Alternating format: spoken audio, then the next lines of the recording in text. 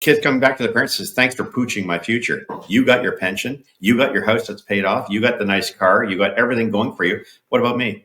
You've saddled me with 62 billion in annual accumulated debts and $1.3 trillion and no future."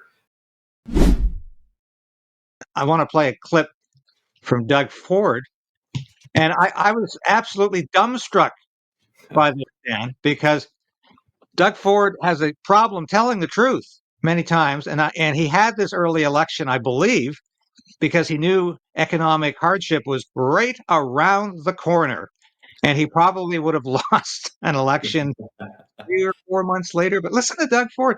He says it's not the tariff. I'm the president of General Motors that I spoke to.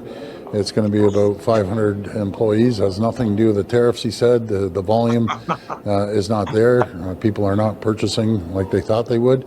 So they have thousands of vehicles sitting there. We're going to make sure we support the workers and make sure that we get government, especially Canada Post, to pick up some of these vehicles because that's what it's geared for. Absolutely astounding. I mean, what can you say to that? Well, on the 22nd of March, after having gone to the Ingersoll plant, I just tweeted it a little while ago. I actually went there, filmed what was there in inventory. There were thousands of these vehicles just sitting there doing nothing. Obviously, Doug Ford didn't get it. And on the 22nd of March, I said, it says a lot about why at Ford Nation is giddy supporting Carney. He's committed billions in borrowed EV and battery manufacturing like this one in Ingersoll, where the provincial and feds kicked in over $500 million for Bright Drop. It was supposed to sell 100,000 units, only sold 2,100. Actually, I got wrong. It was 2,500. They might have probably given a few away there. One, EV mandates are toast. That's not just because Trump got rid of them when he came in as president. We also know that the Carney government had to kill the carbon taxes. Now, why aren't they killing emissions caps? Why are they not? Why are they doubling down on forcing us to have California-style appliances, which is extraordinarily costly to consumers? There's 1,000 of these things that are coming out.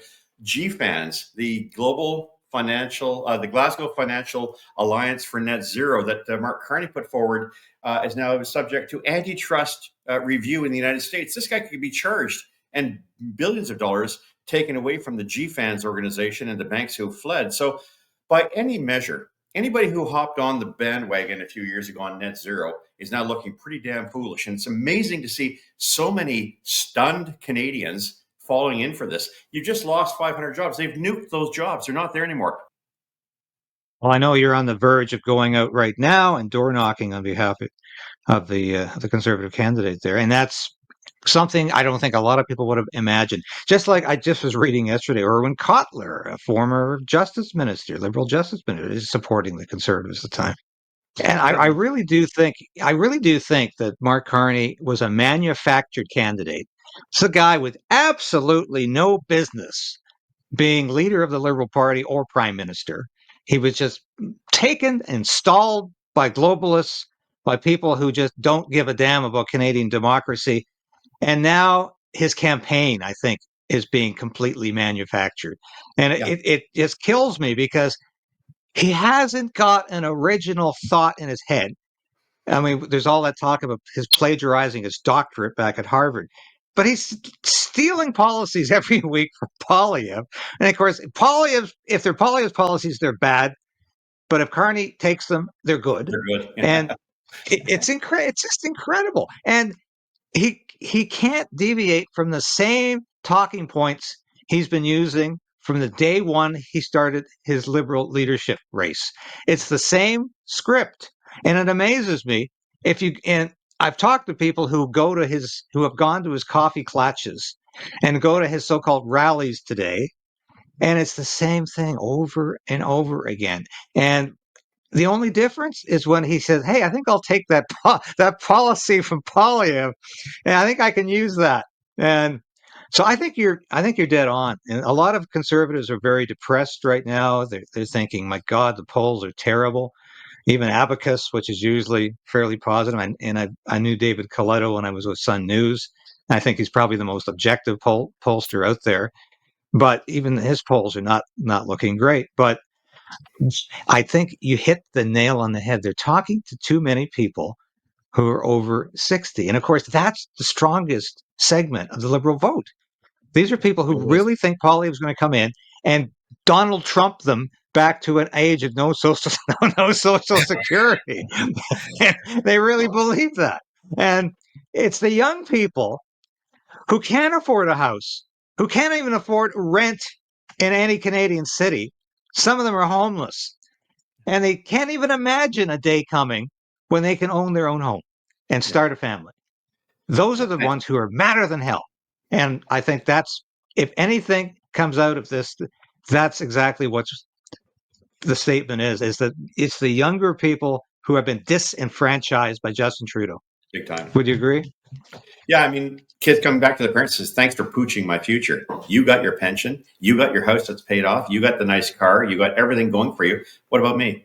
You've saddled me with 62 billion in annual accumulated debts and $1.3 trillion and no future, a future in which I can't even find work because you've flooded the country with people who work for nothing. I mean, there's on so many fronts, David. The country has fallen. The country is skidding towards an abysmal outcome. I mean, the lowest GDP numbers, productivity in the world. I mean, that's pretty significant when you've got to sort of bring your country's level of growth down to levels that we don't see even in the third world. The fact is that we're in a very, very, very difficult position, and the denialism by those who have much, while denying that to the next generation, is pretty bad. My parents didn't do that to me. Their parents didn't do that to them. But this generation, selfishly, to a large extent, is doing it to them. And I'm not referring to everybody who's a boomer, but I'm saying boomers have a lot to account for because they've done a terrible thing by their very bad choices. Wokeness does not work in Canada. Practicality does, reality does. And it's time for them to wake up before it's too late and do at least something for the next generation. Because right now, the way it's going, there won't be much of a Canada left economically to be able to survive over the next decade or two. Well, Dan, if there was ever an MP who defined and embodied integrity, it was you. You always put principle ahead of expediency above what would have been easy. You often took the hard road. And I admire you for that. I always have. And that's why I consider you a good friend. I've known you from your days in the House of Commons when I labored there as a staffer. And it is so refreshing to hear your honesty and your frankness at this stage, at this hour in this country's history. And I think we need to hear more of you. This is why you're always welcome in this show. It's always a pleasure to greet you. I know you're anxious to get out and start knocking doors. So thank you for joining me, Dan. We love you here. Thank you for having me. And we'll see you again soon. So you get out there and knock on some doors. Bye for now. Take care. That was Dan McTeague, former Liberal MP from Scarborough and a very dear friend over the years. One of the politicians I've admired because he stood by principle when it was much easier to jettison principles. He did that on a lot of issues over the years. He continues to stand by principle today. And I tell you, I wish more politicians had that courage and that ability to speak the truth to power the way Dan does. I'll be back with some closing remarks in a minute.